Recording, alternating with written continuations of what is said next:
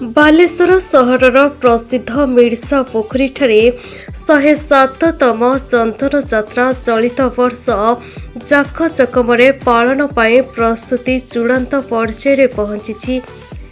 आसंता 6 तारिख रु 12 तारिख पर्यंत विभिन्न मनोरंजन भित्तिक कार्यक्रम को नहीं एही चंदन यात्रा अनुष्ठित हेबो बोली उत्सव कमिटीर सभापति पद्मलोचन लेंका आयोजित एक सांबादिक सम्मेलन में सूचना देछंती। प्रत्येक वर्ष फली चलित वर्ष मध्य माणिखंब गोपालंगा शैलपुर समेत आखपाख अंचलवासी मिलित उद्यम चंदन यात्रा आयोजन हेबाकु जाउथिबा से कहिसंती।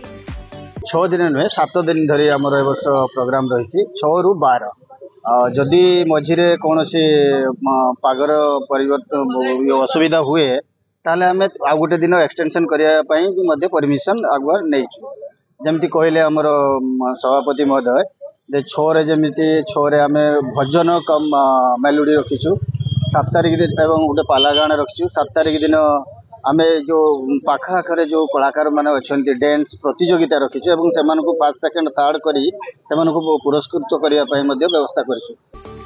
प्रति संध्यारे शोभायात्रा मध्यरे श्री राधाकृष्ण विग्रह को नाबकु आगमन और नाबकेली अनुष्ठित हेब। सेही परी प्रथम संध्यारे भजन और पाला कार्यक्रम, द्वितीय संध्यारे डांस प्रतियोगिता तथा अन्य संध्यारे संगीत विचित्रा मेलोडी कार्यक्रम अनुष्ठित हेब। सेही परी 9 तारिख रु 12 तारिख पर्यंत 4 दिन धरी मंच यात्रा अनुष्ठित हेब।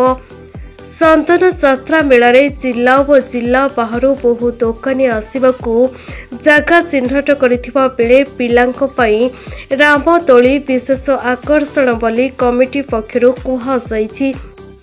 ए वर्ष 2025 मसीहा 107 वर्ष पदार्पण कला आम मिर्जापुर चंदन कमिटी दीर्घ 7 दिन धरिकी ए कार्यक्रम चलिबो। 6 तारिख रु आरंभ हबो 12 तारिख सरिबो आ गोटे दिन एक्स्ट्रा आमे करि पारिबु जदि मेघ हबो सेति पई 7 दिन कार्यक्रम करिबा पई सारिबा पई गोटे दिन अधिका परमिशन नेइछु 13 तारिख करिछु जदि 12 तारिख संपूर्ण भावे पाग भल रुहे तबे 12 तारिख सरिबो।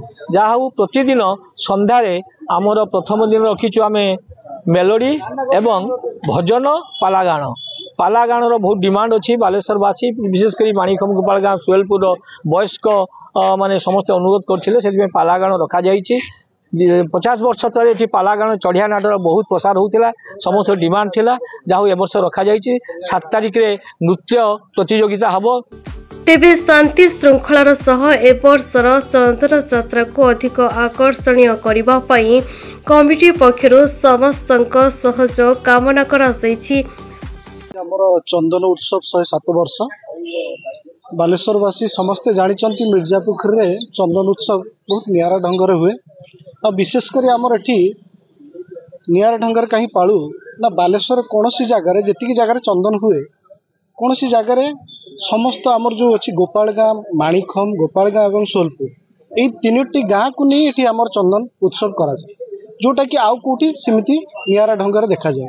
तेणु एठी आमर भाईचारा अच्छी 200 रु ऊर्ध्व दुकान एठी बसे एवं समस्ते आगुर राति सारा चंदन को उपभोग करती किंतु ये किछि वर्ष हेलानी प्रशासन टिके याकू कटकणा करचंती। तेणु एथर आमे निवेदन करचु सरकार को एवं प्रशासन को कि ये चंदन उत्सव को राति सारा याकू पारित करा जाऊ।